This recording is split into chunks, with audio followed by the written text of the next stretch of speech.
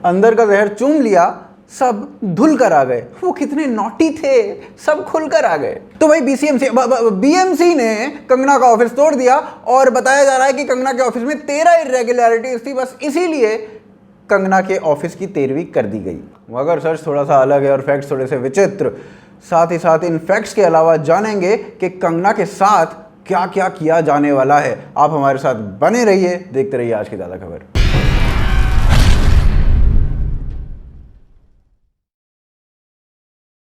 तो जी पूरी कंट्रोवर्सी आपको पता ही है, उसके ऊपर ना जाकर सीधे मुद्दे की बात करते हैं। 4 सितंबर 2020 कंगना ने कहा कि वो 9 सितंबर को मुंबई में आ रही हैं और इसके बाद होम मिनिस्टर ने कह दिया कि मुंबई में कंगना की कोई जगह नहीं है। साथ ही साथ उद्धव ठाकरे के संजय राउत ने कह दिया कि कंगना हरामखोर हैं। फिर उसके बाद उन्होंने कह दिया कि हरामखोर का मतलब तो नॉटी होता है, मगर आउटलुक का फरवरी महीने का ये आर्टिकल उद्धव ठाकरे को ही नॉटी बोल रहा था। अब क्या उद्धव ठाकरे, भाई मैं कुछ नहीं बोल रहा हूं, जो भी बोल रहे हैं संजय राउत ही बोल रहे हैं। तू हरामखोर है, यानी तू बहुत नॉटी है।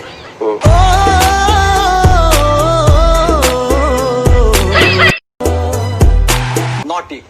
तो वही 9 सितंबर की तारीख मिल चुकी थी, शिवसेना काम पर लग चुकी थी। शिवसेना बीएमसी को बोलती है कि 7 सितंबर को कंगना के ऑफिस में छापा मार दो। वो छापा मार देते हैं। उसके बाद 8 सितंबर को नोटिस लगा दिया जाता है कंगना के ऑफिस के बाहर और कहा जाता है कि आपके यहाँ पर 13 इरेगुलरिटीज मिली हैं।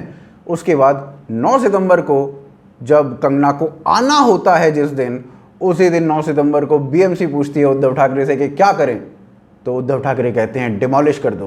बीएमसी पूछती है क्या, डेमोक्रेसी या फिर प्रॉपर्टी? उद्धव ठाकरे कहते हैं प्रॉपर्टी पर ध्यान दो, बाकी सब मैं देख लूंगा। 9 सितंबर 2020 यानी कि वो डेट जिस दिन कंगना को आना था, जो डेट फिक्स की गई थी, ठीक उसी दिन प्रॉपर्टी को तोड़ा गया। लेकिन इस प्रॉपर्टी को तोड़ना किस तरीके से गलत था, आइए वो जानते हैं। 19 मार्च 2020 महाराष्ट्र में कोरोना वायरस आदित्य ठाकरे के दांतों की तरह फैल रहा था। साथ ही साथ उस दिन कोर्ट ने एक ऐतिहासिक फैसला दिया। ऐतिहासिक फैसला यह था कि कोरोना वायरस के चलते बीएमसी कोई भी डिमोलिशन नहीं करेगी किसी भी प्रॉपर्टी का, साथ ही साथ किसी भी प्रॉपर्टी का ऑक्शन नहीं करेगी। और ये ऑर्डर्स जो वैलिड थे वो 30 सितंबर 2020 तक वैलिड थे। अब 9 सितंबर 2020 को एक प्रॉपर्टी को डिमोलिश कर देती है बीएमसी। 9 सितंबर 30 सितंबर से पहले आता है, मुझे पता नहीं था, मगर बड़े भैया को तोड़ने का शौक था और हमें जोड़ने का। बीएमसी के कानून का सेक्शन नंबर 351 अगर कोई पढ़े तो उसके बाद उद्धव ठाकरे से यही पूछे, तार बिजली से पतरे हमारे भैया, और उद्धव बता तूने ये क्या किया? तो भाई बीएमसी का सेक्शन नंबर 351 कहता है कि सबसे पहले बीएमसी एक नोटिस भेजेगा मकान मालिक को और उसमें इरेगुलरिटीज का जिक्र करेगा कि ये आपके घर में इरेगुलरिटीज हैं। उसके बाद एक डेट निर्धारित की जाएगी। उस डेट को प्रॉपर्टी के मालिक को बीएमसी के कमिश्नर के पास आना पड़ेगा और उसके बाद अपना पक्ष बीएमसी के कमिश्नर के सामने रखना पड़ेगा और बताना पड़ेगा कि उसके घर में जो इरेगुलरिटीज हैं वो क्यों नहीं हैं। फिर उसके बाद दोबारा जांच की जाएगी और उसके बाद फिर जाके बताया जाएगा कि इस डेट को आपके घर का डिमोलिशन होगा, प्रॉपर्टी को तोड़ा जाएगा या नहीं तोड़ा जाएगा। मगर यहां क्या हुआ, आज इंस्पेक्शन हुई, कल नोटिस चिपका, परसों तोड़ दिया। 26 जून 2018 बॉम्बे हाईकोर्ट एक केस का फैसला सुनाती है। केस का नाम होता है विश्वनाथ वर्सेस बीएमसी और इस फैसले में कोर्ट साफ तौर पर बोलती है कि बीएमसी को 15 दिन का मिनिमम नोटिस देना पड़ेगा मकान मालिक को बिफोर एग्जीक्यूटिंग एनी प्लान्स। वहीं मनीष मल्होत्रा को आज एक नोटिस दिया जाता है कि उनकी प्रॉपर्टी में कुछ इरेगुलरिटीज हैं। अब उसके बाद 7 दिन के बाद मनीष मल्होत्रा को अपना रिप्लाई तैयार करके बीएमसी के ऑफिस में पहुंचना है। यानी कि मनीष मल्होत्रा को 7 दिन का समय आज ही दिया गया है। जबकि कंगना के केस में क्या हुआ, आज इंस्पेक्शन हुई, कल नोटिस चिपका, परसों तोड़ दिया। कोर्ट की धज्जियां उड़ाई गई, कोर्ट के ऑर्डर्स की धज्जियां उड़ाई गई, संविधान की धज्जियां उड़ाई गई, लेकिन फासिस्ट कौन? अरे आपको तो पता ही है। कंगना ने उद्धव के खिलाफ जरा सा बोला और उसके बाद कंगना के खिलाफ एफआईआर कर दी गई, लेकिन फासिस्ट कौन? अरे पता तो है आपको। चलिए उस फासिज्म पर बाद में आएंगे, लेकिन सरकार से सवाल पूछने वाले कुछ लोग जब सरकार के खिलाफ, कंगना के खिलाफ जब सबूत लेकर आ गए तो उसके बाद काफी भूकाल मचा। पहले उन सबूतों को देखते हैं। साकेत गोखले जो सरकार से सवाल पूछने के लिए माहिर हैं, वो कंगना से सवाल पूछते हैं और कहते हैं कि कंगना को 2018 में नोटिस मिल गया था और ये फासिज्म नहीं है, फासिस्ट तो वही है जो आप जानते हो। मगर आप साकेत गोखले के इस प्रूफ को पढ़ेंगे तो आपको पता चलेगा जो एड्रेस है जहां पर ये नोटिस भेजा गया था वो डीबी ब्रीज का है, ना कि पाली हिल का। जो तोड़फोड़ की गई है वो पाली हिल में की गई है और नोटिस भेजा गया डीबी ब्रीज में। ये कैसा भोकाल है भाई साहब? ओ अच्छा, वो फ्लैट जहां पर कंगना रहती हैं उसको नोटिस गया था, ना कि कंगना के ऑफिस को। अच्छा अच्छा अच्छा अच्छा, बस इसीलिए भाई साहब ने पूरा नोटिस नहीं चिपकाया, क्योंकि उनकी चोरी पकड़ी जाती जब रोशन होता बजाज। वहीं कंगना के अनुसार ये जो नोटिस है ये पूरी बिल्डिंग को आया है, ना कि केवल उन्हें उनके फ्लैट के लिए। और ये जो बिल्डिंग है वो बनवाने का काम किया है हमारे महाराज शरद पवार ने।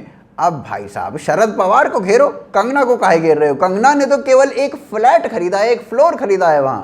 साकेत गोखले हमें रवीश कुमार समझते थे, मगर हमने पूरा डॉक्यूमेंट पढ़ लिया। अब का शरद पवार की बिल्डिंग तोड़ोगे बे। वहीं दूसरी ओर स्वाति चतुर्वेदी जो कि एनडीटीवी के लिए लिखती हैं, तो भाई उनके सोर्सेज के अनुसार भाई हमें पता चलता है कि शिवसेना ऐसा कर सकती है। और हाँ, साथ ही साथ जानकारी के लिए आपको ये बता दें कि स्वाति चतुर्वेदी कोई राइट विंगर नहीं है, बल्कि वो मोदी हेटर हैं, वो कंगना हेटर हैं और anything related to right wing hater हैं। तो भाई स्वाति चतुर्वेदी के इस आर्टिकल के अनुसार कंगना के ऊपर प्रिविलेज मोशन लगाया जा सकता है महाराष्ट्र की सरकार के द्वारा। साथ ही साथ उनके खार वाले मकान को तोड़ा जा सकता है, साथ ही साथ उनके ऊपर सेडिशन चार्जेस भी लगाए जा सकते हैं महाराष्ट्र की सरकार के द्वारा। ये सब स्वाति चतुर्वेदी को उनके सोर्सेज ने बताया है, वो सोर्स जो बैठा था उद्धव और शरद पवार की मीटिंग में। अब स्वाति चतुर्वेदी के इन सोर्सेज को छोड़ भी दिया जाए तो अभी मीडिया रिपोर्ट्स के हिसाब से शिवसेना ने बात करनी शुरू कर दी है प्रिविलेज मोशन की अगेंस्ट कंगना। साथ ही साथ एफआईआर तो उनके खिलाफ दर्ज हो ही चुकी है और सेडिशन के चार्जेस भी लगा दें या फिर घर भी तोड़ दें तो उसके लिए भी कोई बहुत बड़ी बात नहीं है। लेकिन इन सभी चीजों में सबसे ज्यादा इंपॉर्टेंट है प्रिविलेज मोशन। प्रिविलेज मोशन के अंदर कंगना को बुलाया जाएगा विधानसभा महाराष्ट्र में और उसके बाद उनके ऊपर एक कमेटी बैठेगी और वो कमेटी जो भी फैसला लेगी वो कंगना को मानना पड़ेगा और इसके बाद तो भैया कोर्ट भी कुछ नहीं कर सकता। लेकिन फासिस्ट कौन? अरे आप जानते तो हो। चलिए अब जानते हैं बीएमसी के कुछ महान कामों के बारे में। तो ये आरटीआई रिवील करती है कि साल 2016 से साल 2019 के बीच में ओवर 52,000 इलीगल कंस्ट्रक्शन के कंप्लेंट्स को वेरीफाई कर लिया गया था बीएमसी के द्वारा। और मजे की बात बताए क्या है, इनमें से केवल 4,000 लिटिल अबव 4,000 कंप्लेंट्स पर ही आज तक काम हो पाया है बीएमसी के द्वारा। लेकिन कंगना को आज नोटिस दिया, कल मकान तोड़ दिया गया। लेकिन फासिस्ट कौन? अरे पता तो है आपको। बाकी ये सब चीज़ें तो बहुत आम हैं और इसके बारे में हमने काफ़ी डिटेल में कल वाली वीडियो में भी बताया है, तो वो वाली वीडियो आप ज़रूर देखिए। चलिए अब थोड़ा सा फासिज्म देखा जाए उन्हीं का जिनका फासिज्म काफ़ी फेमस है। तो आज से कुछ महीने पहले अनुराग कश्यप एक ट्वीट लिखते हैं और उस ट्वीट में वो बताते हैं अमित शाह नीचता और घटियापने की सारी हदें पार कर चुका है। अमित शाह एक जानवर है, जानवर। और अमित शाह के ऊपर आने वाली जो दशकें हैं वो थूकेंगे। अब इसके बाद अनुराग कश्यप के ऊपर काफी स्ट्रिंजेंट कार्रवाई करती है Modi court of fascism. Anurag Kashyap को चलती वीडियो कॉन्फ्रेंस में चरस फूंकने की सजा सुनाई देती है।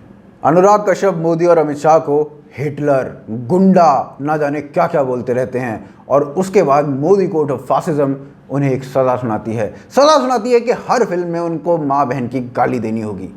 बस ऐसे ही माँ बहन की गाली दे दे कि वो पेट्रियार्की से भी लड़ लेंगे क्योंकि रोजेज रेड हैं। साल 2017 सोनम कपूर कहती हैं कि क्या गवर्नमेंट को क्रिटिसाइज नहीं किया जा सकता, यही तो डेमोक्रेसी है। साल 2020 कंगना रनौत गवर्नमेंट को क्रिटिसाइज करती हैं और ऐसे में सोनम कपूर का ट्वीट जो आता है वो ये आता है, पढ़ सकते हैं।